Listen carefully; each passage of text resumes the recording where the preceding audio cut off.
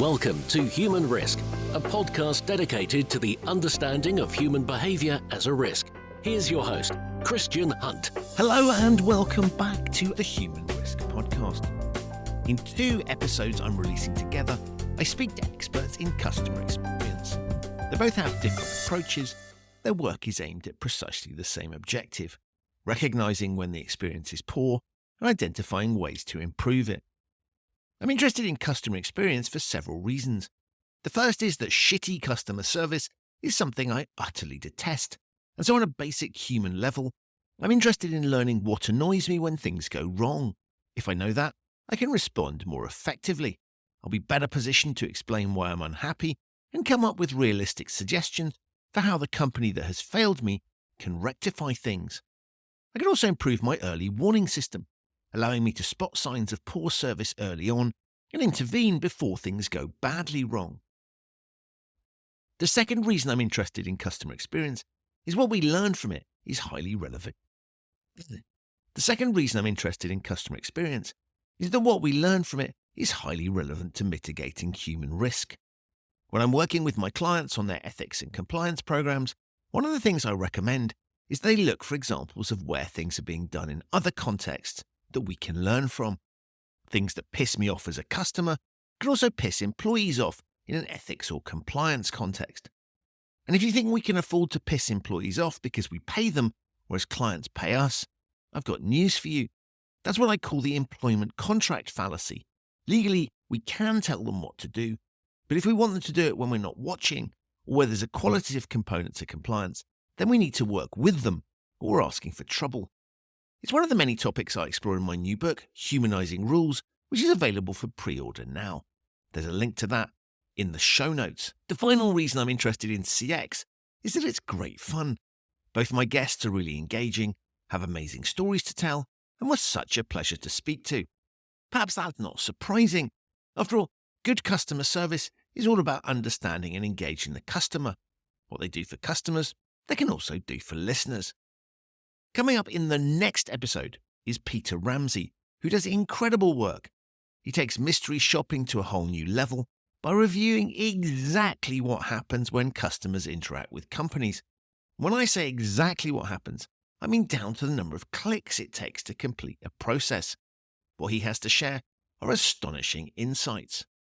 Before then, on this episode, you'll hear from John Sills, whose book, The Human Experience, explores how companies can make their customer experiences more human. Of course, I love people whose books have the word humans in their title, but John's isn't just a great title, it's also a wonderful read. In it, he tells stories about shitty and fabulous customer experiences and what we can learn from them. I invited him onto the show after reading just a couple of chapters because I knew he'd be a great guest, and he was. So with all of that said, please enjoy part 1 of this 2-part series of episodes on customer experience with John Sills. John, welcome to the Human Risk podcast. Thank you very much. Thanks for having me. Good to be here. I'm really excited to have you, and I'm sure based on the pre-chat and your book that we're going to have a great conversation. But before we do that, can you tell my listeners a little bit about yourself? Yeah, of course I can. Thank you. So I'm John Sills. I'm a managing partner at customer growth company called The Foundation, and we help organizations of all shapes and sizes to become more customer-led, really, be more successful by becoming more customer-led. But I've had a bit of a mix of backgrounds. Started on a market stall when I was 16, worked in retail, went to HSBC for 12 years, looking after branches, and then going to work globally, creating mobile apps before I did this. And in the whole time, my whole career has always been about trying to make things better for customers. That's what ultimately led me to writing this book about how I think organizations can do a bit more of that. I mean, it's fascinating this idea of customer because there's that old adage of the customer is always right, which sort of, is not always true. Yeah. But is a basic guiding principle that says if we are serving customers, we need to be thinking about how they feel about things. And so in that statement is this obvious point that if you don't have customers that are happy and contented and coming to you, you don't have a business. And so we need to focus on that. So on the face of it, we all intuitively understand that. And yet the reason that someone like you can write the book that you've written and do the work that you do is that often organizations get that badly wrong or brilliantly right. Yeah, it's exactly right. I think what's interesting right at the start there about the customer is always right. I mean, invariably the customer is wrong. As I'm a customer all the time, and I really nearly always are complaining to organizations about things that I've probably got wrong, and I'm trying to kind of find my way through it. But it doesn't really matter, because the point of an organization is to help the customer, improve their life, get the outcome they want, have a better time. And if they're wrong, well, then you need to try and find a way of making them feel good, even though they might be wrong. And the thing about, the book, and as you've just said, is that actually a lot of these things are kind of quite simple. But what happens is we're all humans, and we all kind of have our normal life, and we know what it's like to be a customer of an organization. And then the minute we step into our office and the door's closed behind us, or we open our laptop and the Zoom call comes up, we kind of lose all of that kind of humanity. It kind of drains from our body and gets replaced by this robotic process and structure and hierarchy that we're all kind of taught to be part of when we go and work for organizations. We call this inside out thinking. You just naturally use that humanity.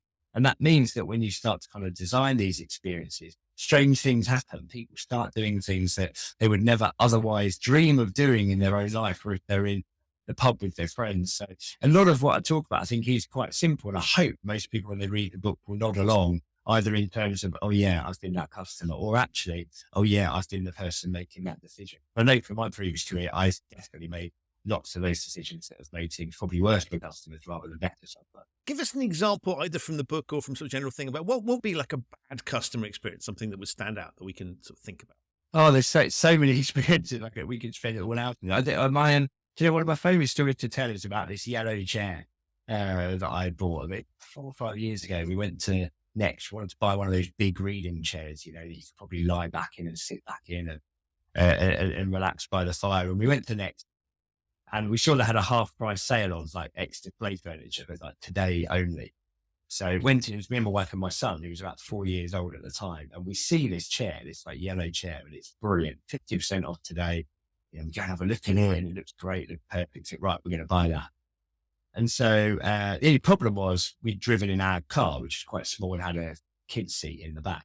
So I remember going up to the guy who was behind the till, and I said, look, I really want to buy this chair. Can I buy it and get it delivered?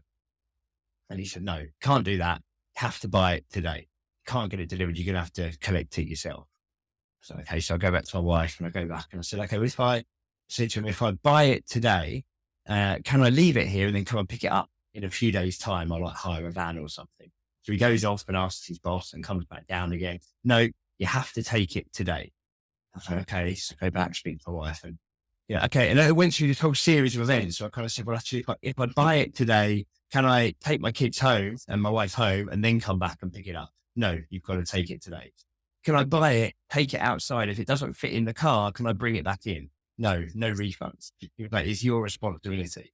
And I got to the point where I said, okay, so if I buy the chair and I take it out to the car park and it doesn't fit in the car, then it's my responsibility. And I just leave it in the car park. He's like, yes, sir, that's the situation. And while I'm doing this, my child is jumping around on this chair, scaring away any other customers that might come along and think of buying it, because it's the only one that's left. So we've got this whole scene playing out for about 30, 45 minutes. Eventually, I'm going out with a tape measure and trying to work out, can I get it in if I take the wheels off? And eventually I said, right, I'll take a risk. I'm going to buy it, and I'll find out a way of kind of getting it in the car, and I'll leave my wife and my kid here, and I'll drive home and I'll drop the kid in the car. He's like, okay, so I'll buy the chair. And this guy is like 21, big muscles, the opposite of me. And I said to him, can you help me carry it to the car? And he says, no, I can only help you carry it to the door. Otherwise I might be liable for any health and safety. And my car is parked 5 meters from the door. So I carry this chair with this big burly guy to the door. And when he puts it down and he watches me and my wife struggle to put it in the car while my child is running around the car park like crazy. And I thought, well, that's a good example of where one of the things I talk about in the book, lack of empowerment, lack of flexibility, lack of freedom. Everyone can see the common sense thing to do there multiple times, and as part of an experience, you just kind of say, we'll help you. Even if some of those rules are still in place, we'll help you carry it to the car. We'll help you work it out. We'll just find a way around to make it a good experience. But it made what should have been a great experience so much worse. But it's a great example of if that person was on this podcast, or if they're listening to this podcast, they'd listen to that and think, God, how ridiculous. But they're the person that does it. And this is what happens all the time in organizations. Common sense disappears. and gets replaced by this kind of blind process that can't be kind of seen through or got past at times. And of course, you know that I have to ask you what happened. Yeah. So what happened? So I took the wheels off and I've got the kids chair out. So I left my wife and my kid with the child seat in next. I kind of got the chair into the wheels. So I drove it home. And what I hadn't thought of is how am I going to get it out the car? So I then had to like roll it on its side through the door, try not to damage this like chair. I just spent quite a lot of money on it. And then so eventually by the time I got back to pick up my wife, it was like an hour and a half later. And then the problem was then, Christian, I then had a second child. And so the amount of time I've spent sat in that chair reading has been probably less than actually spent in the shop buying it in the first place. I now just look at it and think that would be a great chair to sit in if it wasn't covered in Lego. I love that, but it's a, like I haven't bought a yellow chair, but we've all done similar sort of things and experienced them, and it's unnecessary, and it's amusing now, right? But in the which is why it's really important to finish the story off, because it's perfectly possible you wouldn't have got it in the car. Yeah, but it points to a basic kind of. I mean, literally, you shouldn't want to go, for fuck's sake, right? This is just, I just want to simply get this thing home. And as you point out, it's so obvious what the right answer here is, and it's not the one that was offered to you. Exactly right. And what there's actually quite a thread all the way through the book, I think, about customers and colleagues here, because these situations are incredibly frustrating for customers. Actually, more often than not, they're incredibly frustrating for colleagues as well. I talk about three things in the book. I talk about the myths that get in the way, the myths of customer loyalty and customer feedback.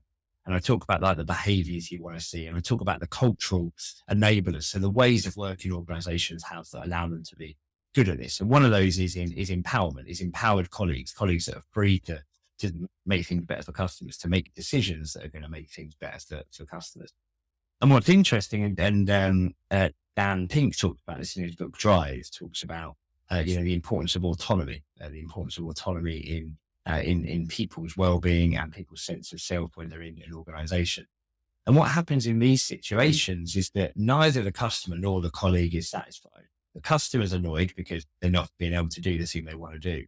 And the colleague's annoyed because more often than not, they also know what the right thing to do is. And that's where you get that phrase, well, I would if I could, but I can't.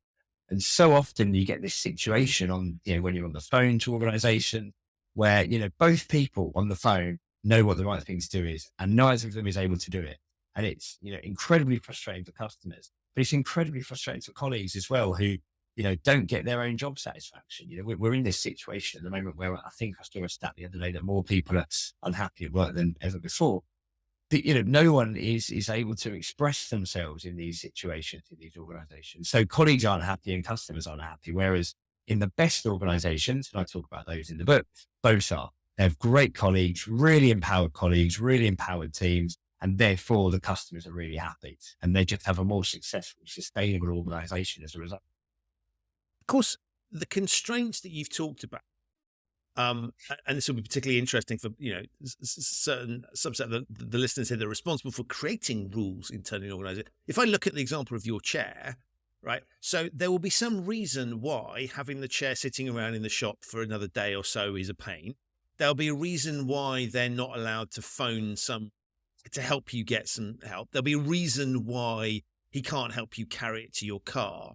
So in many respects, you could say, if you're being cynical, you go, well, there's a reason why there's a very good reason why, because let's create a 1 in a million scenario that, I don't know, the chair gets dropped on a dog or something, and then somebody sues the company, and then it's not covered by the insurance policy.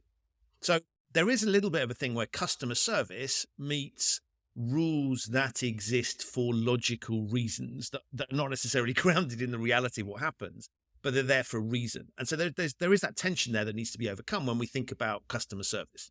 Yeah, absolutely. And I think so much of this is about likelihood of things happening. But I would say, from a banking background, I'm very positive about compliance and about the role that things like compliance play, but it needs to be done in a positive way. One of the things I've really disliked about customer experience is if you're phoning up an organization or speaking to someone and the person on the phone is apologetic about the terms and conditions or the statements they have to read. They kind of go, I'm really sorry about this. You've got to read through all this. And I'm like, no, that's also not good. Compliance and some of those rules and regulations and terms and conditions are there for a reason, often to protect the customer. And there's a way of doing that that can be really positive, or frame it in a really useful way and help the customer understand it, rather than pretending we're kind of both engaged in this kind of skullduggery where we both know neither of us are going to read the terms and conditions and it's not really important. And then problems come as a result of that. So then there is a need for really positive relationship and expression of some of those rules and regulations. Having said that, there's also a need for common sense and likelihood, and choosing when rules need to be more enforced or less. Than all regulations, and when I worked with the banks, I say with the FCA, there are those kind of areas of interpretation that you can choose to, work out when you need to apply some of those rules in ways, and there might be different ways at other times. I am, funny enough, I remember talking to an insurance company not long ago about this and saying, well, actually, we ask everyone to prove that they've kind of made this claim every single time. So every time they go to kind of physio, for example, we ask them to prove that they've been to that session. And then we ask them to, once they prove they've done those 5 things, we'll give them another 5 physio sessions, for example.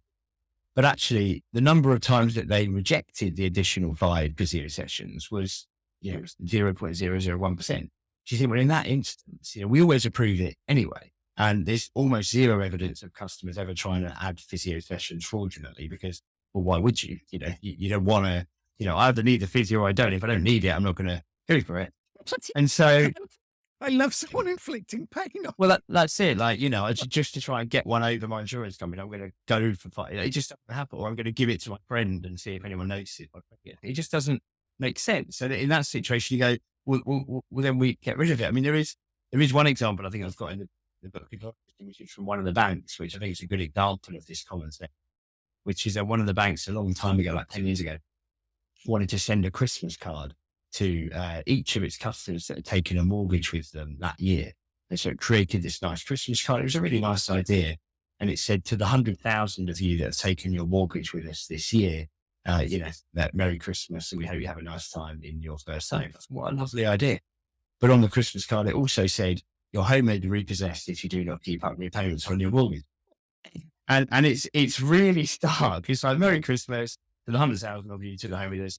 Don't spend too much. This could be your last one. Don't spend too much. And it's just a great example of where no one's thought. If someone's had the original idea, you can see how this works in an organization. Someone's had the original idea. It's probably quite rushed. They've created the card, they've sent it to compliance, they've got time to check it. Compliance or legal have just gone, yeah, it's a mortgage thing. You've got to have to stamp on it, put it on, send it out the door. And the net result is it's all over Twitter. And it's viral, and it's worse than not. And the situation there, you've got 2 options. You either do it without the line, because you decide that it's not marketing mortgages, because these people have already taken a mortgage with you that year. So it's just customer service. That's one option that you can take. The other option is you don't send it. You don't send it. And if you say, do you know what? We really do believe that needs to have the line on it.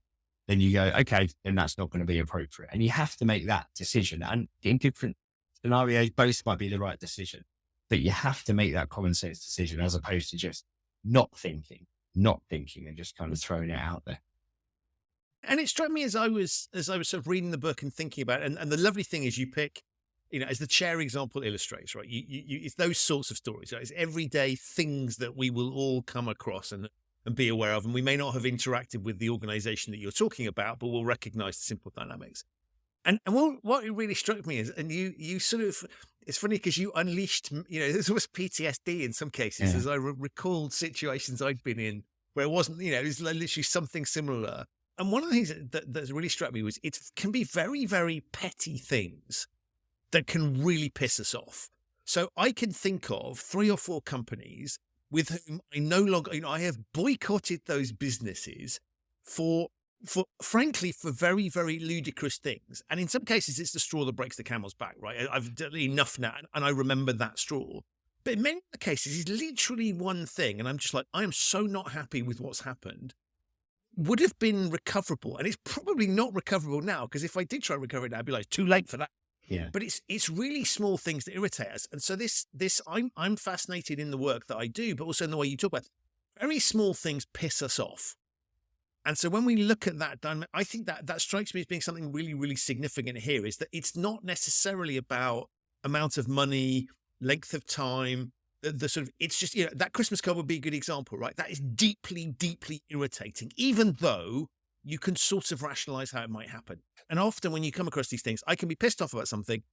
I might just have a bad experience. Maybe someone in the shop's having a bad day, but how they handle it or don't handle it leads to the thing. And so this idea of what irritates us and the fact it's very small things can be really significant. Massively. And I'm really enjoying how angry you've got about the Christmas card. It makes me feel a lot better. And you're right. I write about, I've got a newsletter, CX Stories, that I write on something about this. And it actually ends up, it's like a cathartic community. Actually, the amount of replies I get when I write an article, people just kind of like, oh, thank you for writing that. And then I've kind of become this accidental hub where people just send me all of their really bad customer experiences, and I have to kind of empathize with them. And I think it's kind of starting to affect me mentally, actually. But you're right. I mean, a lot of this is about small annoyances, and it's kind of a bit about the mundanity of life, really. All these small things that really matter. But if it was a big thing, the thing is, if you have a big thing go wrong, you kind of think, okay, there's a reason for that. There's a reason for that. If there's a major meltdown, like COVID, for example, during COVID, there were like 6-7 weeks where, you couldn't buy stuff from shops. You couldn't get 321 at a contact center, and everyone got it. Everyone understood that we were going through a massive change in our lives, and that organizations were having to switch from people in contact centers to people working from home. And there was this period, it was around 2.5 months, where actually customer service really dropped, but everyone was okay with it because we all just understood we were all in it together and there were things really happening. But then you kind of get to a point where you go, okay, you should have it sorted by now. You should really be having it sorted by now.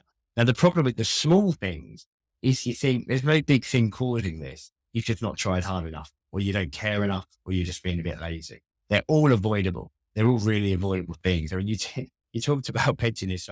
I'm incredibly petty now with these things. As someone that is so personally and professionally interested in this, and I told a story a couple of weeks ago. I had a story a couple of weeks ago about a bow tie that it's not in the books. It's happened after that. And I was forced into buying a bow tie for our Christmas party. Everyone decided to dress up, and all the younger ones said, you can't wear a clip on, mate. You have to learn to do it up properly. You're an adult now. Okay. So, but I apparently said, so I left it late. So I bought one next day delivery, because I needed it in time to learn how to do the thing up as well. And paid extra, £7.50 extra for the next day delivery. And that thing happened where the driver turns up and they park up outside the door, and you can follow it on the tracker, and they look in the window and they basically wave at you, and then they just drive off, and then they send you an email and say, oh, sorry, you weren't here. And you're like, well, I definitely was. But anyway, so I rang up the company that I bought it from, and to complain, to say, look, I needed it next day. And frankly, you should have just automatically refunded me the next day fee, but you haven't. So I rang up. It took me half an hour to get through, because apparently they were experiencing unexpectedly high call volumes, which by now you think they would be expecting. But anyway, it took me half an hour to get through. And the lady I spoke, this is, I come out this very badly, I need to tell you. The lady said, well, we'll give you a £5 gift voucher as compensation.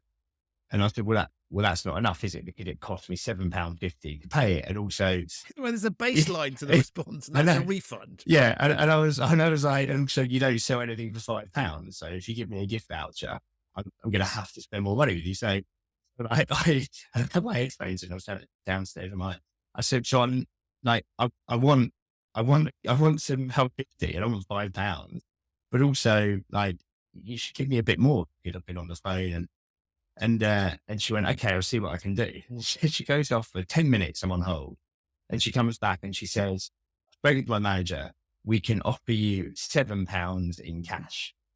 And I was kind of livid about this, because not only is it still 50, I mean, it's 50, but it's still 50. That's what it's the principle by this stage. And I said, no, that's just not good enough. I said, like, now I want £10 and I want it cash. And she said, well, I'm going to have to speak to the manager, but it might take 20 minutes. At which point I just folded my arms. She can't see me, but I folded my arms and just gone, oh, wait. Yeah, I'll wait. I can see my wife's in the background just shaking her head, like dinner's on the table getting cold, kids are screaming, homework's not being done. All right, no, I need to get this. And eventually, an hour into the call, they agreed to my demand for £10. cash refund for the £7.50 price. And now that's interesting for a couple of reasons. One, because it's so mundane and so petty. Like any normal person would just go, just forget it. It doesn't matter. Like, but it does matter because it's a bigger thing. But the second thing is, and this again is at the heart of the book, the amount of time and money it's wasted them as an organization to do that. That is an hour's conversation. No wonder they've got unexpectedly high call volumes. If they're spending an hour on the phone to me, arguing over whether they're going to give me £5 or £7 or £10 when they haven't delivered the service I paid for. It should be either automatic refund, you just get the money because it hasn't turned up, or as soon as you ring up, really sorry, here's your refund. Done. They've wasted so much more time. And this is one of the myths I talk about, that people think customer experience has to have a return on investment. You have to prove it's going to make you money. Whereas the truth is, bad customer experience is really expensive to provide. And if you get that right and you reduce your failure demand, then you're going to end up with a more efficient organization and a happier customers. And it's that simple. But you're right, Chris. It's those small, mundane irritants that just suggest laziness or a lack of thought. I think that's why they annoy us so much. And what, of course, is interesting about this situation is that they've, in effect, had to spend money, and you're highly unlikely to go back.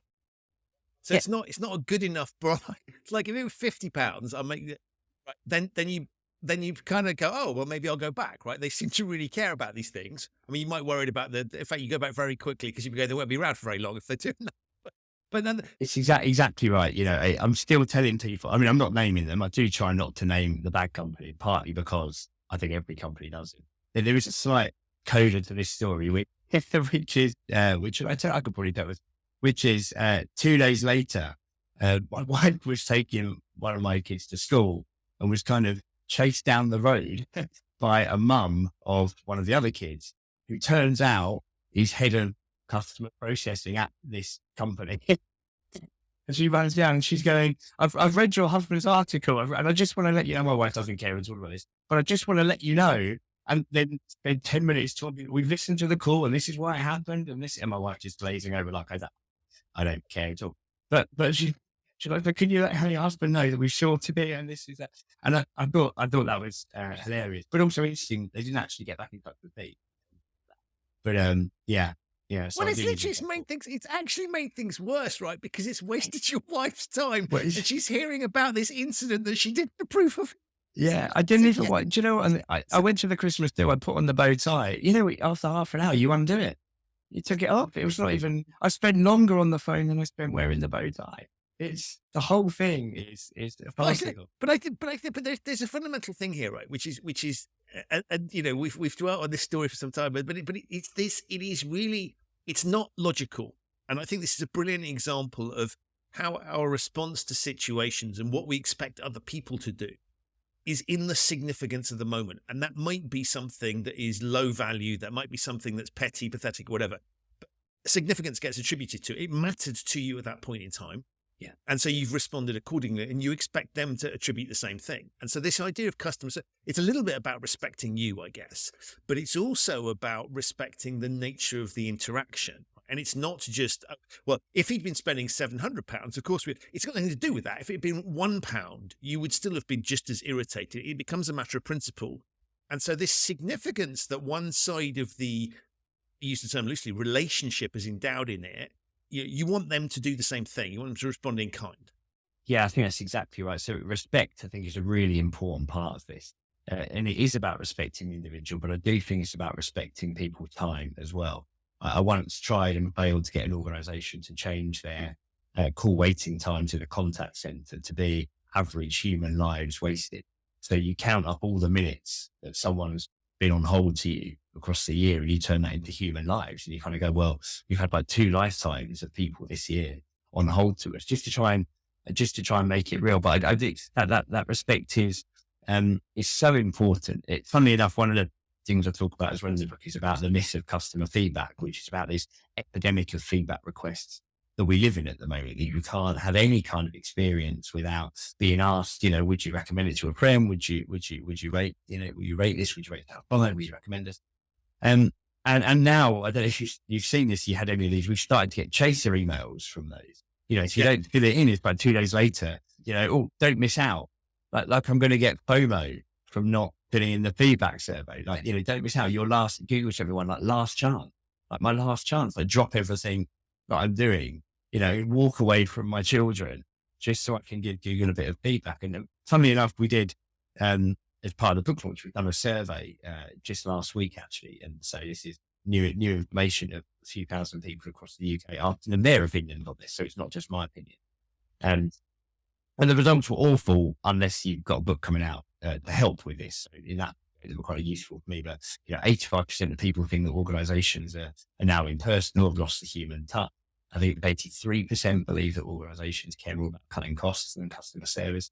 78% of people believe that they are asked for too much feedback and sent too many emails. So in a sense, 78% of people think that their time is being wasted by organisations that have inflated their own self-importance on people's lives. Albeit that does still leave 22% of people that think they get sent the right amount or not enough feedback survey. But I don't know who that 22% are. They must kind of get a real kick from like kind of getting a status ego or something, a walk around or Christmas Day rating at Christmas dinner or something because there's no shops open. I'm not sure, but there is this effect, and again it goes back to this inside out thinking that I talked about at first, that nobody cares about your business as much as you do. Nobody cares about your organisation as much as you do, and I think organisations forget that when not only are they sending information to customers, which is often a deluge, but when they're asking for so much of their time to effectively build their business and help them understand their customers, but it doesn't really help them understand their customers. It just becomes that lack of respect of people's time is a huge issue. As you were talking, I mean, I'm reminded of those surveys where you get it, and it's ridiculous, right? Put me in a prize draw, and even if I've got no chance whatsoever of winning, I'll at least feel like you've given me something. But the ones that don't offer anything, and then you get questions, and you sort of think, well, look, I don't mind answering one or two questions, but when I get to which of the following, and you click, and you go, oh Christ, every single one of those I've ticked, I'm now going to be asked 10 different factors. And I don't think I've ever finished a single one. Yes. And I'm just sitting there going, this is like, and I find it really bizarre because on the face of it, what you'll do, again, it's logic versus emotion, right? But the logic behind it is we want to know what works well and how customers feel. So we're going to ask them loads of questions. But the practical realities of it, oh my God, like how do I judge whether, if I book a holiday, right? And I've got to compare hotel 1 and then hotel 2 and then the flight and then the thing and then the thing and then the thing and then and rank all these different things, right? It's not going to be very accurate anyway, but the quality of the information, I presume, degrades the further I go into the survey because I'm getting more and more annoyed and less. And so it's almost like you've gone through a process that the data quality is going to be very low. The relationship you've built with the customer, if you, to the extent that there was a good one, unless they're really pissed off with you, at which point it's an opportunity to vent. But they can do that venting very, very quickly in one or two questions, as opposed to 50 odd. And it beggars belief to my mind that companies spend so much money and effort on something that on the face of it is designed to improve customer service and blah, blah, blah, blah, blah, but actually has the opposite effect. Yeah, it's a fascinating kind of myth that exists in organisations at the moment. So for exactly the reasons that you've described. All of the reasons you described are right. There's another one as well, which is it's a lot of work. So if you're a really big organization, you've got hundreds of thousands of bits of feedback coming into the organization every month or every year. It becomes like 2 or 3 people's full-time jobs to kind of go through that. And it just doesn't give you the quality of insight you need. But what it does do, we talk about this as being like the thick end of the wedge. And what it does do, it only gives you people's opinions on your products or services. If you think about a customer's life as kind of a wedge, at one end you've got them and their life and their hopes and ambitions and their dreams and their family and their friends and their house and what they want to achieve and the things that get in the way, the services they use to help. And then right down the end, you've got your bit of their life. But 99% of all of those customer feedback surveys are about that bit at the end. What do you think about us? What do you think about our product? What do you think about our service? Would you recommend us?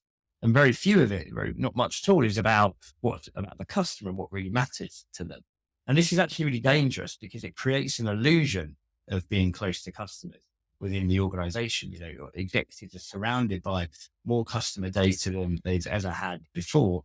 PowerPoints and PDFs every single day telling them exactly what customers think. And so people and executives believe they're close to what matters to their customers, but they're not. They're close to the opinions customers have of their products and services. But that's only the opinions of people that care enough to let you know their opinion or to finish the survey in the first place. And the best organizations, and I know we talk about these in the book, they are incredibly connected to their customers through a variety of ways, whether that's kind of leaders that kind of walk around the shop floor, real or otherwise, that go and spend time on the shop floor. Chiltern Railways, for example, they make sure that all of their senior managers live on the Chiltern Railways line. So they have to get on their own trains every day to commute. They have to wear their name badge every day, so they get live feedback. In fact, one of the Alan Riley, who I interviewed at Chiltern Railways, said that the more formal the forum, the less useful he found it. So when they had like meet the manager events that were pre-arranged, he never found that useful. When he was just on a train walking amongst real customers, that's when he got real customer insight. Citymapper do the same. Citymapper, whenever they go to a new city, they have this thing called the traveling circus. They get a cross section of people that work for Citymapper. They go and live for a month in that city, and every other day they move Airbnb to a different part of the city. So they're just living and breathing that experience that customers have. And it's only by having that kind of real immersion and really understanding what matters to customers in their life, not their opinions on your process, that you can then really start to build products and services around customers. And that, of course, very much in your world of human behavior, includes understanding all the things that customers don't understand about themselves. It's not enough just to ask people what they think. If people don't do what they say they're going to do, people don't know what they think. So you have to immerse them. You have to observe them. You have to study them to be able to really understand how you can be useful. Otherwise, you're just basing a very small selection in a very small area, and you just end up following every other organization rather than properly trailblazing that. And I think that's really interesting because it's this sort of, theory and practice, right? So I can design a product that's supposed to do X and that will be used in these ways. But people don't read instruction manuals, right? And they'll just do whatever feels natural to them. And so you get this, there's companies that understand that, right? That sort of go, we will design it around the way people actually behave, as opposed to the way we theoretically like them to behave. And then you get the opposite, which is, hey, here's a beautifully designed process, right, that just fails because the human being decides it's very, very different. So, you can tell people not to, back to your chair, right? They can tell you not to stand on the chair and use it as a ladder, right? Who cares, right? If it's convenient for you to stand on the chair to get to the extra height, you'll do that. And I find it really interesting that, as you say, that there are companies where it's just effortless and the sort of the product just melds into your life, and you kind of, it's almost like it becomes an everyday thing. Or you've got ones where it's just, oh God, this is just a nightmare, and you're sort of fighting it. I find it really surprising that that's not better understood. Yeah, it's interesting. I mean, I think part of the challenge is a lot of organizations still make a lot of money without that being understood, and or without that being the case. So it's quite easy, I suppose, as an organization to keep going for a certain amount of time, making good money and convincing yourself that what you do is the way things need to be done. Again, it's this inside out thinking where when you're in an organization, you're more closely, connected to your colleagues and your managers and your regulators and your industry than you are to the outside world. It's just natural. It's like gravity. It just kind of pulls you back in. So it's very easy to kind of convince yourselves. I think it was Dan in Canada said that, I'll probably get the quote wrong, but anyone will do, you can make anyone do anything if they're surrounded by a group of like-minded thinkers. I think something like that. And so if you're in a group of people that all think the same way about something, you just convince yourself that your way of thinking is the right way. I guess it's just the echo chamber effect, really, in that respect. And that is what happens in organizations. And then all of a sudden, your Kodak or your Blockbuster or your Toys R Us, because you haven't realized that the world's moved around you, and you haven't realized that people have moved around you. You haven't kept a close enough eye on what really matters to customers. You haven't kept a close enough eye on what's kind of going to be coming down the line in the future. But yeah, I mean, the organization can be successful without doing it this way. You don't have to be customer led to be successful. I think though, if you are, it means you're building a more sustainable company. But also, if you are, it means you're building a company that's probably making the world a bit better, doing things in the right way. It goes right back to the starting point about almost the ethical argument about this. Everyone should just kind of want to try and make everyone else's life a little bit better. And if organizations can serve customers and help make their lives a little bit easier, and everyone in that organization feels like they're helping to make all their customers' lives a little bit easier, well, that's really good for customers and it's really nice for colleagues, and it means that the organization will be successful. Maybe it doesn't make quite as much money in that 1 year than it could do if it just kind of went hard on just selling product really effectively for 1 year. But over time, it will still be more successful and their brand will be stronger. At least that's what I believe. I'm always reminded of those sort of rip-off tourist businesses, right? That are reliant on people who don't know. Yes. Or who have no choice. And so that works because, I think it's interesting, right? Because it used to work, or you used to be able to have something, but TripAdvisor is starting to kill that. And so actually I may not come back, but I'm going to put a bad word in about you on TripAdvisor. That starts to be a genuine threat. And I had a thing in a hotel in Venice where I had a terrible experience and they gave me a whole load of stuff for free, but on condition I signed something that said I didn't put a review on TripAdvisor, which I thought was interesting because I wasn't going to do that. Yeah. but Yeah. But I thought it was really, really interesting, the power of that piece. And so I think to your point is, yes, there are, and I can think of sort of funeral businesses, for example, where you're not naturally shopping around for that stuff until you need it, at which point you're not and you're vulnerable and all those sorts of things. I think tourists as well, there are certain situations in which you might be able to do that and you might be able to run a sustainable business because there's enough new customers that will have to use your business.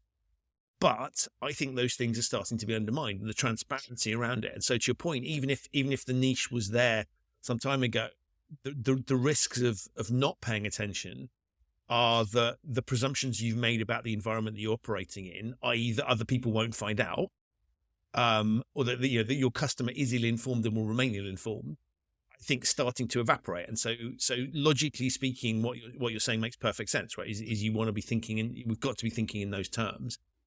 I think that's a business thing as well as you say, it's an ethical thing if you really want to do the right thing. And it's much, I always think it's interesting, if you're running a business, do you want to feel good about what you're doing? Or do you want to, because I'm pretty sure anybody running rip-off businesses, knowingly running a rip-off business, is on some level is going to feel crap about it. They might be able to talk themselves out of it with the amount of money they're making. Yeah, that's right. I think there's two big things here. I think, one is, in a sense, I kind of describe it in the book probably particularly well, but it's been a bit of a microcosm of kind of wealth inequality really at the moment, because if you've got enough money or you've got a network, you can get a good experience because, every company wants you, so you get the best experience. But if something goes wrong, you probably know how to contact the CEO. You've probably got the confidence or the know-how or the connections to circumnavigate the system and, get to the CEO and get your problem sorted. But most people don't have that experience or don't have that network or don't have the money and just kind of get left behind really. So I think there's a kind of quite a serious point there around how, the extra stress that you put on different parts of society as a result of not having the network or the wealth, which is very true in a number of different areas. There's also that really important point you made about transparency and about organizations that are becoming more transparent. And we're seeing this across the last 10, 15 years across politics and business and so many other parts of our lives. But the organization does studies that were all superbly transparent, and it really came right from the top. The Riverford are one of my favorite companies. I talk about them a lot in the book, and I interview their CEO, their founder, Guy Singh Watson. And he every week, when you get the Riverford are a veg box producer and deliverer. And every week in the box, you get a little 1-page kind of blog, effectively an article that he's written. And even that I quite like. I quite like the fact that it comes on a bit of paper in the box for you to read as you open your veg. But he's brilliantly transparent because in that blog, he'll talk about everything. He talks about kind of the impacts of Brexit. He talks about kind of his views on kind of government policy, on farming.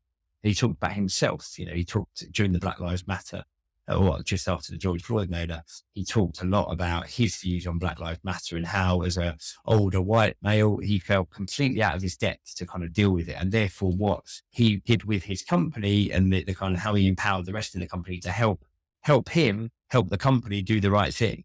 And I thought that was really impressive because so many companies at the time were changing their logo or putting out platitudes or kind of saying, well, we're really trying to do this. And here was someone that was just saying, I'm one of these people that I know I can do better, but I don't know what to do. And like being very open with his customers.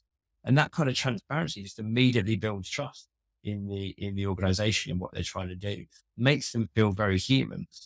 And I think just completely changes that relationship to being an adult to adult one, as opposed to the kind of parent-child relationship that lots of organizations try to have with their customers, I think. So that transparency, bringing it back around to what we were saying a minute ago, actually, that transparency also comes in with really good in terms of their customer feedback. They're the only company that I've filled in feedback surveys for that a few months later reply to you and tell you what they've done as a result of your feedback and what's changed in the organization. And that means the next time they ask me for feedback, I'll happily give it. Whereas all the others, it just disappears into the ether and you don't know what's ever happened with it. And that's an interesting point as well, because sometimes, like, there are good reasons why companies can't respond to things. And you sort of see this on, social media. If you belong to a social media group that relates to a particular product, right, you can see people kind of complaining about it. And there are times where I sort of read things and I kind of go, well, that's ridiculous, right? Because they're obviously not going to do that because of X, Y, or Z. And there may be very good commercial reasons why it makes it. Here's one customer who's pissed off about something, but actually makes no sense for they're unique, and actually the company can afford to piss them off, and maybe they're not desirable. There's a perfect business rationale for not responding to it.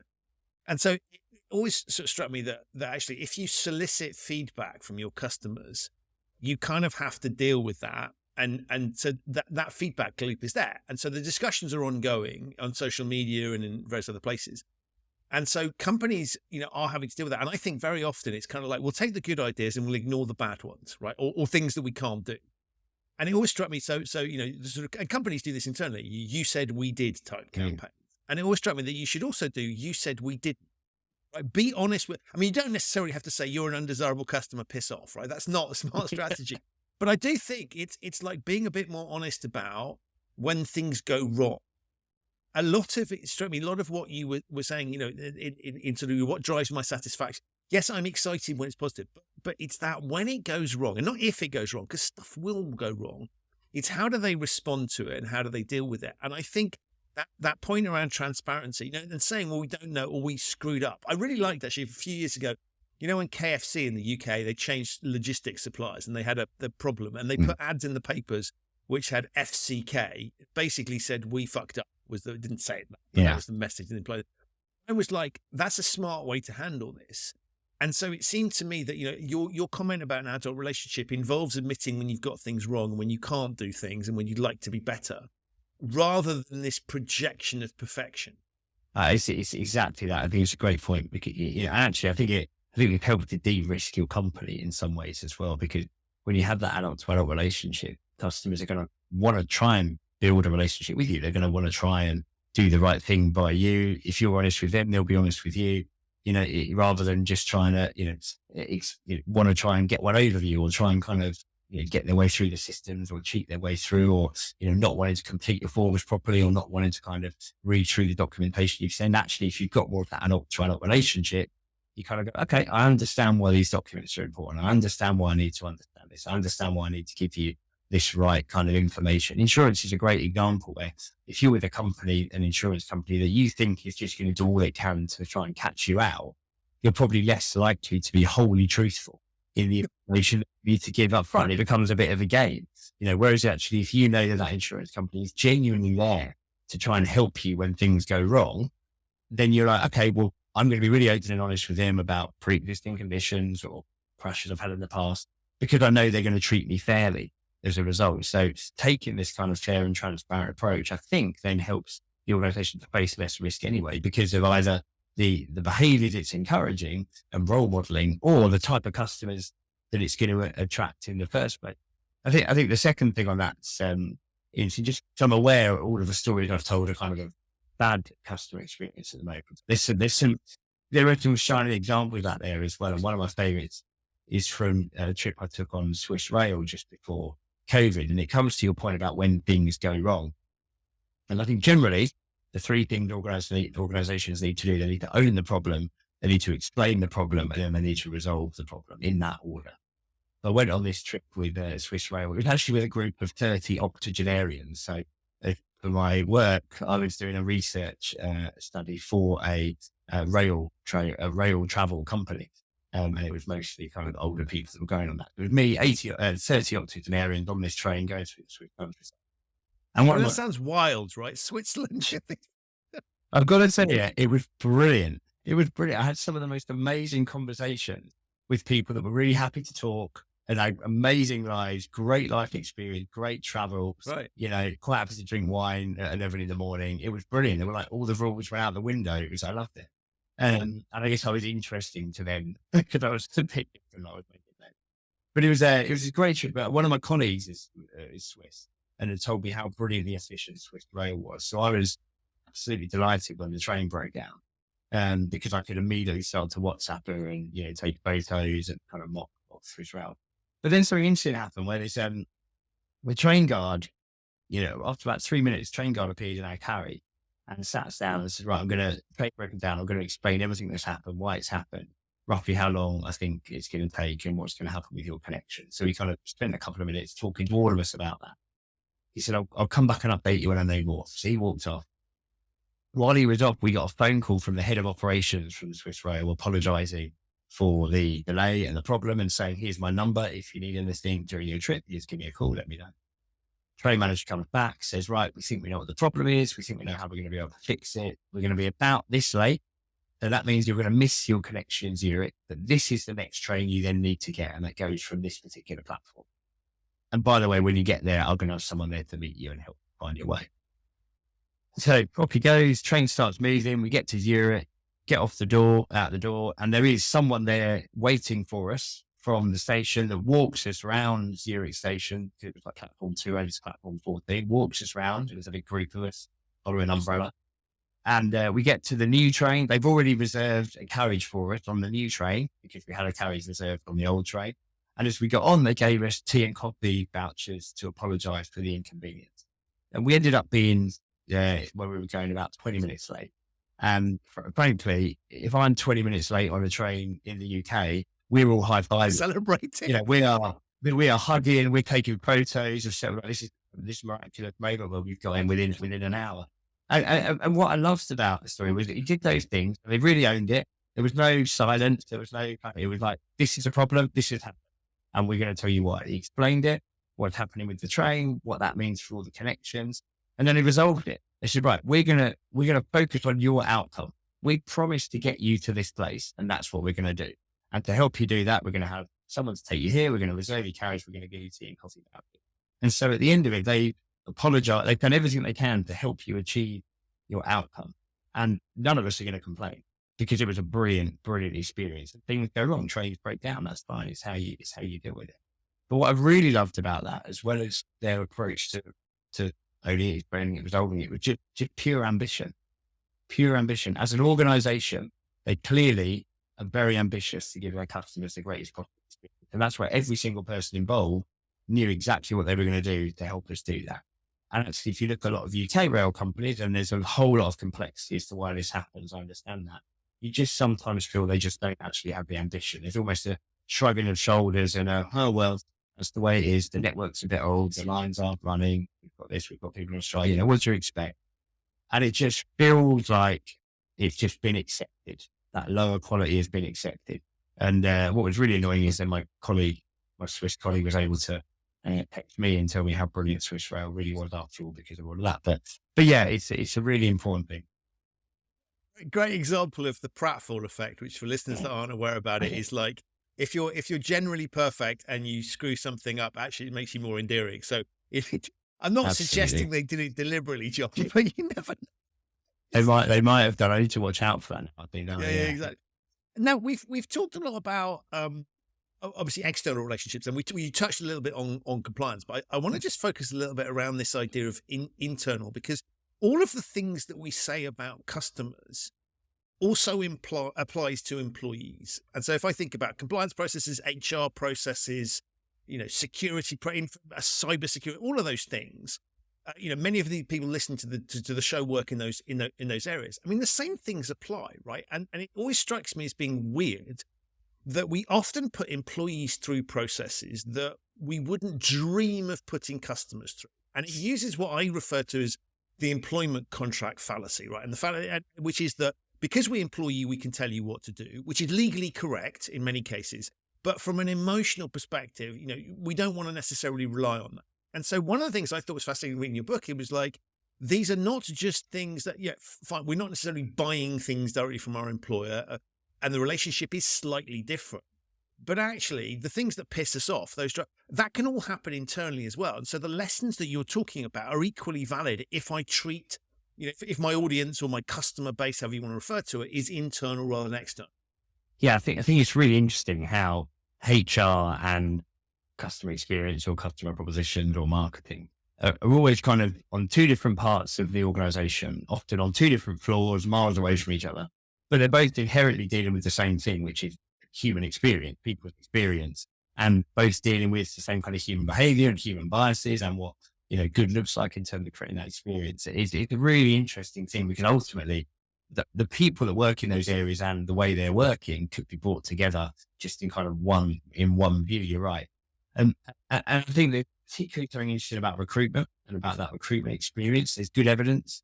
I think I mentioned this in the document, just studying with Virgin Media, that kind of shows actually if you give someone a good recruitment experience, even if they don't get the job, they're more likely to then kind of join you as a customer later, versus if you give someone a bad recruitment experience and they don't get the job, then the likelihood of them cancelling their contract goes up. I think Virgin Media did this study and it looked at how many of those people have gone on to cancel their contracts, how much money that had spent because they had a bad recruitment experience at that time.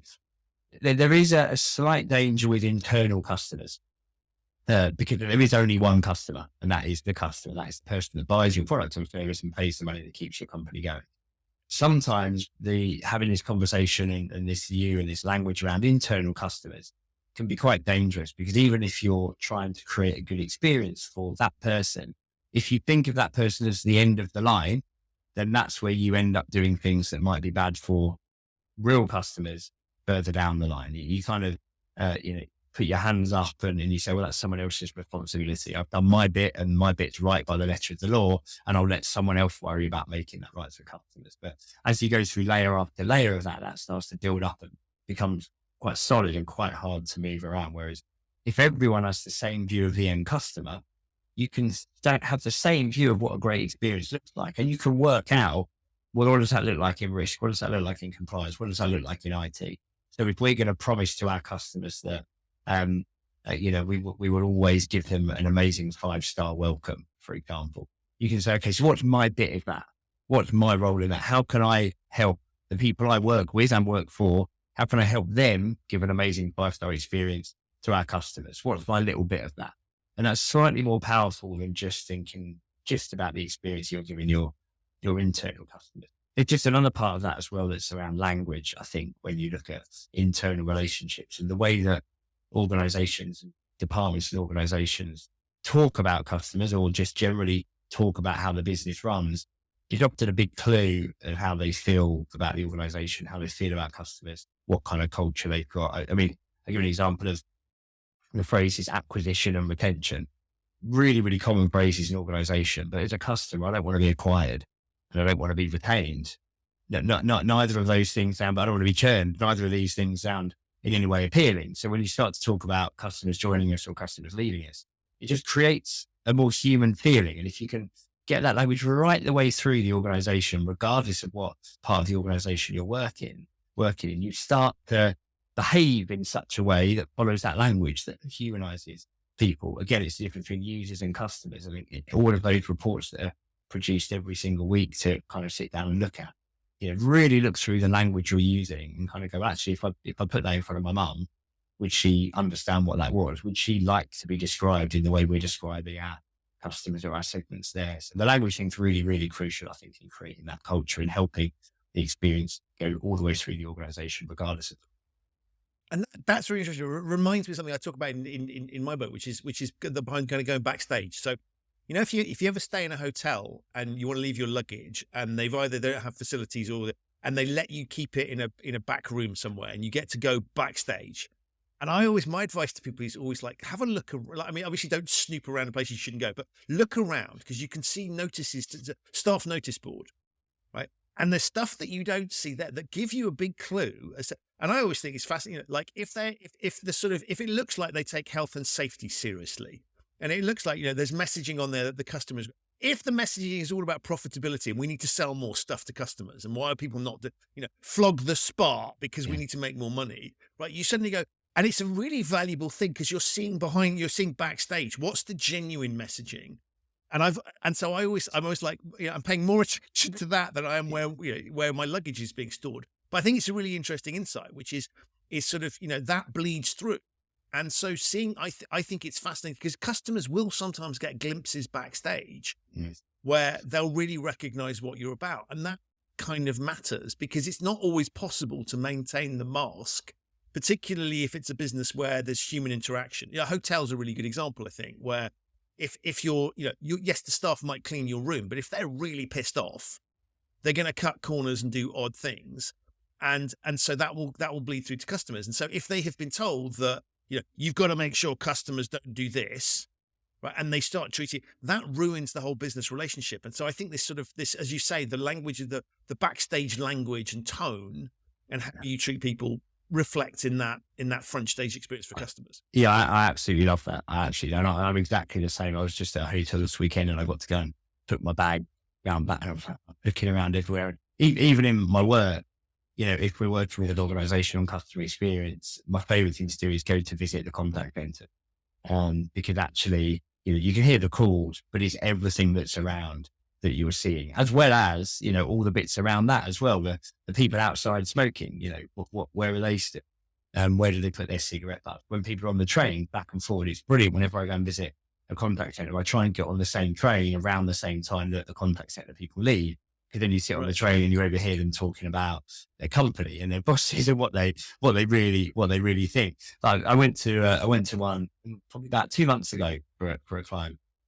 Really, really lovely client, but was struggling a bit with their customer experience. And so I sat down in the contact center and, listening to the calls, but kind of had my head up at the same time. And I had a whiteboard just at the back of the contact center. And it had on it, their current NPS scores that weren't particularly great. Then they had on it the 3 big areas of focus. And area of focus number 1 was say sorry. And so you're in the contact center and you're sat kind of about halfway down. And so all you can really see is the top of this whiteboard. And the top of this whiteboard says focus area number 1, say sorry. And you think, well, how is that bleeding through to everything that everyone's doing? This kind of sense of we're clearly fucking up a lot and we just need to say, and the main thing we need to do to create a customer experience is to say sorry lots of time. And then what was interesting, then you had points 2 and points 3. And then right in the bottom right-hand corner of the whiteboard, you had stars of the week. And no one could see that. No one could see that. And to be fair, I gave them this feedback and next time I went, they'd immediately change the board. But you're right. It's those kind of subtle things that you see, the way people carry themselves, the way people dress, whether people pick rubbish up off the floor. John Roberts, who is CEO of AO.com, it's one of the companies that I study. He talks about walkabout management and he talks about, I don't want to see any kind of marked by wrappers on the floor. See it on the floor, you pick it up. That's your standards. You've got your minimum standards. And if you get those standards right internally, that comes through to your customers, the language they use, the way you behave, whether you smoke outside or go a bit further down, how you talk about the company when you're kind of in public, all of these things matter to create a culture that just naturally leads to a great customer experience, as opposed to one that you have to kind of fake or put on. And as you're talking, it strikes me that, and I have this challenge in the world that you must be an even bigger nightmare for you, what I call the sort of sixth sense thing, right? So spoiler alert for anyone that hasn't seen the film, but like, are you walking around constantly paying attention to the sort of the customer experience? Because that must be exhausting. Yeah, it's awful. But it's actually exhausting for my wife. Less than me. I kind of get a kick out of it. I find it interesting. So I'm like, oh, look, this has happened or that's happened. Or I'm like commentating on what's going on. And my wife has got the sixth sense because she knows if I'm about to get angry or kick off. And we went to my birthday. I had a big birthday last year and my wife had booked this really nice hotel in Stratford-upon-Avon. Really lovely hotel. And we went up and we checked out and the guy said, how was your stay? And I said, yeah, it was great. Thank you. And he went, what would you give us out of 10 for your stay? And I could feel my wife grabbing my arm as if to say, please don't go. No, please don't. So I just kind of said, sorry. And he kind of said it again. And I went, I'm not answering that question. And he went, "Oh, why not? I just wanted to know." I was like, "No, I'm just gonna go." And I thought I wanted to say, I was like, "I'm just gonna go." And my wife was like, "Come on, come out, come out." And it was just, I mean, I was livid. There was so much I wanted to say about why you shouldn't do that. But, with the PChem rule, that you know, this is very well, the very last moment of this great stay is someone going, "What would you rate this out of 10? What are you doing? Like, what are you doing?" Like, it's such a bizarre way to ask the question, particularly because I know I would have said 9 or 10. It was great. But if I'd said like 7, then that's not the end of that conversation. It then says, "Well, what could I do? What could we make it better to make it a 10?" And then you're in this awkward conversation between customer. And so, yeah, I really enjoy it. I love going around. My wife probably likes it a bit less with me, but it's like, it's an affliction and an advantage, I suppose, because you see stuff and notice stuff. And luckily I'm in a job and a profession where I can write do something with it, right? and try and do something about it. It's like a weird sort of side hobby. Yeah. Like, you've got this pent up anger and you don't know where to go. Or pent up observation, like sort of over observing. At least it's going somewhere useful. Well, it is at the moment, but I am rather worried about when I retire, because I'm absolutely going to be that guy that writes 18-page complaint letters about the most mundane things, because I love the time and I'll be able to write them really well and I'll really enjoy it. And I'll be like, that will be like my hobby.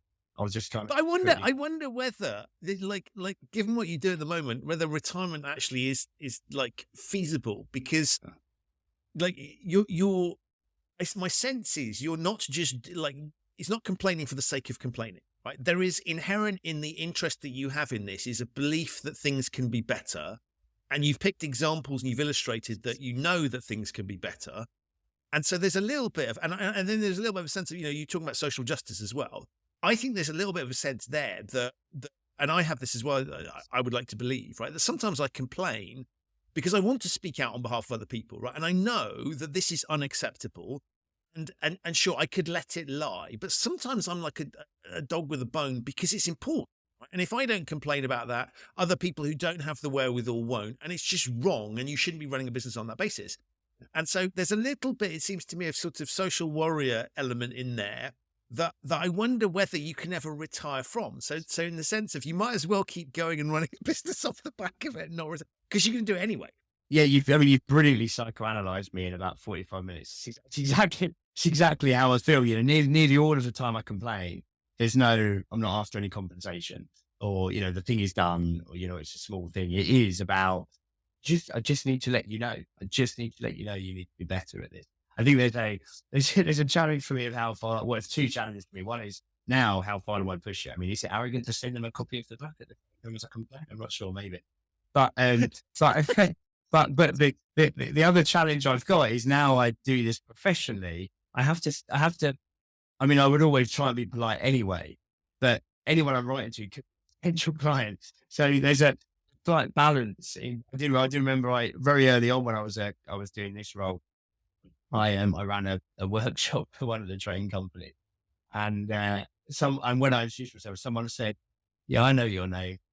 And I said, "You complained about 6 months ago, didn't you?" And straight away in my head, I'm rattling back through. I was like, "Oh my God, what did I say? What did I complain about? Was I kind of patronizing?" So I do always try to be, and particularly because the people who are receiving the complaint or the letter, it's very rarely their fault. It's a systemic thing. So I do always try and be kind of very, very polite. But yeah, I'm in this slightly odd thing now where, when I'm complaining to big companies, I'm like, am I complaining or am I writing a proposal? Like, what's the balance here? Do I want a compensation, or do I want you to give me a project? I'm not sure. That's funny, because I have a similar thing with sort of, like, there's bad customer service that irritates me. But if somebody pins it on compliance or a regulation, right, that is like a red rag to a bull. I'm going for it. And so I've had people say to me, "Well, we have to do this for regulatory reasons," and particularly if it's financial services, right? I know about that stuff. So I'm like, "Oh yeah, which regulation is it then? Bring it on." And I'm going for it for exactly those reasons, right? Because I'm just not going to let this go. Yeah. Unfortunately, not every activity that I'm involved with is a regulated one. Yeah. And that thing doesn't come up all the time. But I know I totally it's just... It is exactly that. It is exactly that. And then there's a serious point here we put around trying to get the right information to the right person. But I do, as much as possible, try and go up to kind of CEO level, even if it's partly because I know that the team otherwise that are dealing with it are just kind of a bit of a battering. But this is happening a lot at the moment, part of this, people believing they're close to customers, organizations believing they're close to customers. You've kind of got social media, which has become a kind of a battering ram, a gauntlet that has to be run, a place where customers get out all their frustration on some poor person who's probably now working from home, kind of looking at all this come through every day, to save it going up to the CEO. So people can get out all their anger and frustration and feel better. And so they won't actually ever really make the complaint. And I'm really uncomfortable with that, because it means that the people at the top, they just kind of get shielded from the real visceral emotion and reaction of what their products and services are really making people feel. And that can be good as well as bad. I mean, as a CEO, I think you also want to know all the great stuff that your products and services are doing, as well as where it's going wrong. And the danger with that is what executives end up with is kind of an averaged out view of an experience that no one's having. It's like, average wait time 5 minutes. And you're like, okay, so how many people actually wait 5 minutes? Well, no one, but 20% of people got through straight away. Brilliant. Let's celebrate that. But 10% of people waited over more than 20 minutes. Right. Let's go and look at that 10% of people, because that's the problem. That's the problem area. And one of the other customer service institutes do an interesting study that looked at customer satisfaction every year. And it barely moves. It always bounces between 74, 75, 76%. And there'll be an element of that. There's expectations changing. But it's just not useful to look at it in that averaged out way, because it does shield you from that behavior. So I'm completely with you. And I'm completely with you on, which regulation, and that's not quite true as well. Because, it does need, and I can imagine the person on the other end going, oh, right, this is my day, this is my week, isn't it? Going back. Well, I mean, sometimes I'm wrong, right? And that's the other bit, back to our start point of the customer's right. Sometimes I am wrong, and there is a rule I don't know about. But then I'm like, okay, but then then that's a business opportunity for me, right? Because here's an organization that is deploying correctly trying to deploy regulations in a way that doesn't work. Yeah. So hello, right, bring it on, right? I can help with that. So, but yeah, it is. It's exhausting, but I think there's something about the way, and this comes through in the book and the way you talk about it, that there's a passion for what you do, and it's infectious, because I want you to succeed and I want you to do well. And I know, because I think this is the peak end rule kicking in, right? It's just I want to live in the world that you're striving for, which is a world where we don't have crappy customer experiences, where when things go wrong they are dealt with properly, where I feel good about things, I feel good about where I'm spending my money, and my life is made easier rather than harder. Yeah, exactly right. And I think, it's interesting. I've worked in customer experience for 25 years, in various guises, frontline teams and global teams and strategy and innovation and everything else. And, when I was starting to write this book, I had a bit of an internal struggle with it, actually, about kind of how I wanted to lay it out and the details I wanted to put in it, because ultimately I think it's quite simple. Like, just be human, like be the human that you've been born to be and trained to be, like, have common sense and be empathetic and be the way you would be with your friends in the pub. And John Roberts, again, talked about this at AO.com. He talked about mums and grands, and they don't have a customer experience strategy at AO, but they just talk about mums and grands. And they basically say, make decisions that at the end of the day, when you're having dinner with your mum, you'd be proud to tell her about. And treat everyone like you'd want people to treat your grand. And that's it. That's the only rules they've got. Treat people like you want people to treat your grand, and make decisions that will make your mum proud. And you go, yeah, that is it. It is that simple. But where the complexity comes in is just the natural way organizations work. And it's exactly the same as how organizations that are full of good people accidentally end up doing bad things. There's lots of organizations that have been in lots of trouble, the various regulations, but weirdly the people inside are all kind of good and trying to do the right thing. But it's kind of all organizational structure, the way organizations work, creates that way. And this outside in and inside out challenge of how you see the world, and that organizational view that really draws you to that inside out view of the world. That's the problem. That's the behavioral biases that kick in, that stop what's a seemingly obvious way of working from being the way that things work. And so really the challenge is, and the world I think I lay out, I think is very possible to get to, But the challenge in perception is the challenge in keeping people aware of what really great experience looks like, and helping people remember that they're a customer. Funnily enough, I've got on my wall in my study that you can see, but your listeners won't be able to. I've got a letter that my grandma was sent in 1961 when she joined the London Telephone Exchange, and it was from the person in charge of the telephone exchange. It says, "Think of the service that you get yourself every day. Think of the service that you get when you're on a train or in a cafe. You know the difference between service given cheerfully and service that is bad and begrudging." And it's just this line in the middle of this letter that every member of the telephone exchange got when they started in the 60s. And that's the kind of thing that I think if a Silicon Valley CEO wrote that now, it would kind of go viral as this kind of amazing advice. But essentially it's just saying, you're a customer. We're all customers. You know what that feels like. Keep that in mind. Be human, stay human, and you'll give a great experience. And if we can all do that and recapture that and remember that, then I think we can dramatically improve the kind of situation across the organisation and across the country, actually, and across the world in terms of experience. But it's so easy to miss that. So that's really the challenge I think I'm trying to lay down in the book. Amazing. I could keep talking to you, because it's been an absolute pleasure. I'm sure you've got tons more stories as the book tells it. Before I let you go, John, how can people get hold of you and remind them what the book's called and where they can get it? Yeah, so the book's called Human Experience, and it's out in the UK in February. It's in the USA in April and Australia in May. I'm on all the normal social networks. So John J. Sills, Twitter. I've got an Instagram, which is CX Stories. And I've got a newsletter, Substack newsletter, that's CX Stories as well, where I variously write or post. They're also the places you can send in all of your customer experience horrors if you need a cathartic outlet as well. That's the part of the service I offer for free. So yeah, and LinkedIn and on there as well. But yeah, I've really, really enjoyed the conversation. Could definitely keep chatting more, and I'm more than happy to do that again or for any of you. Amazing. Well, no, look, I think I've no doubt this episode's going to go down well. So I'll put links to all of those things in the show notes. I have no doubt, John, that you and I will continue conversations, some of which will be on the podcast, some of which will be in a pub somewhere. Yeah. Either way, it's going to be highly informative, entertaining, and pleasurable. Thank you so much. I think you're doing a really important job out there. Ignore the stuff that you're doing as your business. I mean, just literally you going around improving customer service, right, is a good service for the rest of the world. So thank you for doing that. But secondly, thank you for being an amazing guest on the show. I've really enjoyed myself. Brilliant. Thanks, Christian. Really appreciate it. So that's it for part 1 of this pair of episodes on customer experience.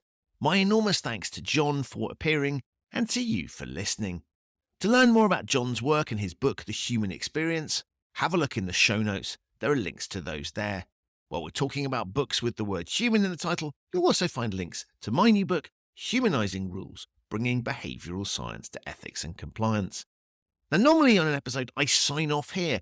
But this time, I'm just going to point you to part 2 of this double header on customer experience. If you like John, you'll love my next guest, Peter Ramsey. So head there right now and hear an episode that complements this one beautifully. Ciao for now.